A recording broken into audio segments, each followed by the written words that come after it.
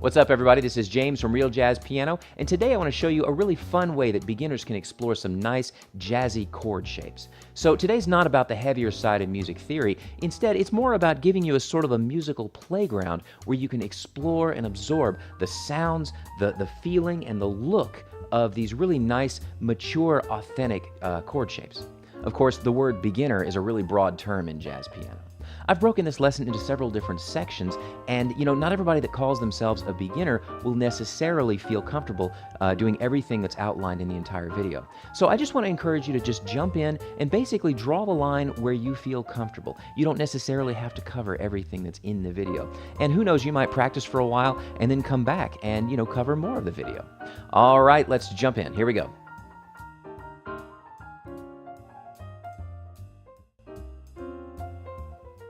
Okay, so we're going to start by learning 3 chord shapes. These are some really nice, broad, two-handed shapes. The first one is this right here.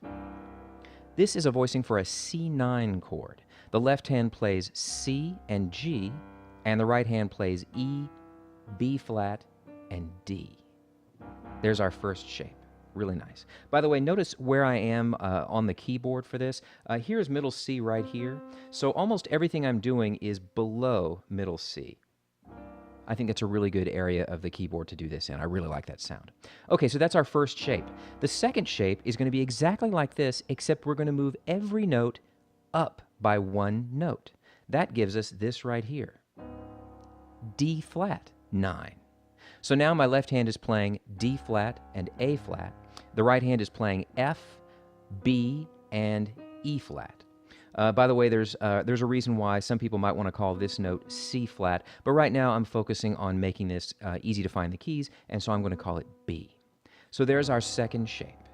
Our third shape is going to be the same as the first shape, except this time we're going to move everything down by 1. That gives us this right here, a B9 chord voicing. So we've got left hand B and F sharp, and the right hand D sharp, A, and C sharp. There's our third chord. So now we have these 3 chords. Okay, so what are we going to do with these chords? Well, the first thing I would suggest is that you spend some time just getting used to the feeling and the sound of moving back and forth between these chords. So you might start with the C9 and then move up to D flat and then move back to C. And maybe even go back and forth between those two a few times. Then you can practice moving from C9 to B9 back and forth. And when you're ready, you could maybe kind of mix and match. So I'll be start at C, and I'll go up to D flat, back to C, down to B, up to C, and so on. Just spend some time getting used to the way that all that feels and the way that it sounds. Once you've reached a point where you're reasonably comfortable with it, now the fun really begins. And really, it's kind of sky's the limit here. Just explore and have fun. But I will give you a few things that you can try. First, you can try exploring different rhythms, something like this.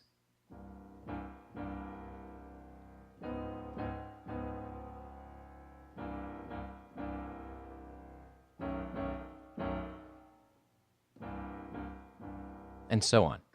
Next, you can try separating the hands, thinking of them as 2 separate units. So that can be done a couple different ways. I'm going to use some pedal here. Here's a way where you can do it in a really relaxing kind of way, like a quiet, relaxed way.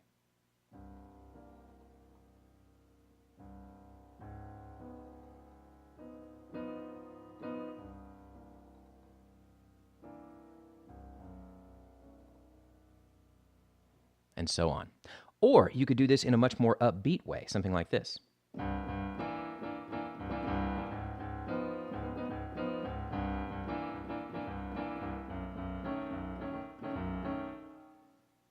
Next, you could try thinking of the right hand as being a solid thing, but break up the left hand notes. So now we kind of have 3 things happening. We have the left hand lower note, the left hand upper note, and the right hand. So that allows you to do things like this.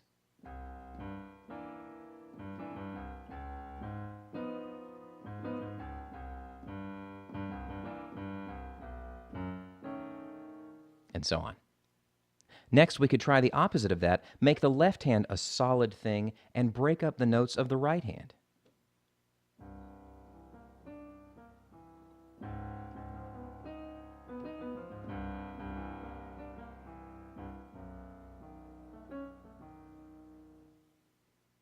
Finally, we could break up everything and just arpeggiate, playing one note at a time, something like this.